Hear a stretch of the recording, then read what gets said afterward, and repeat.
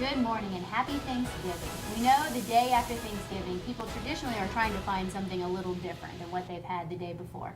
And so research shows us that they go towards like an Asian dish or even pizza. So today we're going to show you how to make an Asian beef and vegetable stew. And so we've got with us our special guest, Daniel Smith. Welcome back. Thank you. Thanks for having me. And so we're going to start out with some of the beef, right? That's right, Allison. We've got some stewed beef, or stew beef, as it's labeled. Why do they call it stew beef?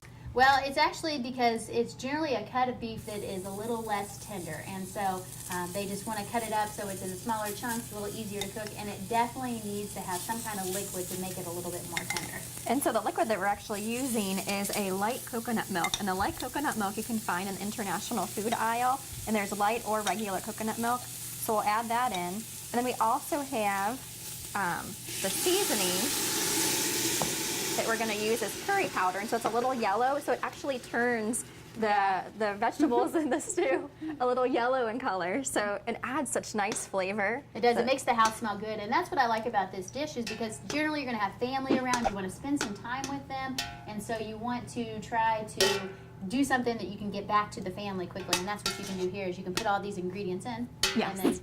And of course, like you eat with all of your senses, basically, so that your nose definitely knows. And then we have some raisins, actually, that we're going to add. Oh, sorry, about to forget the raisins.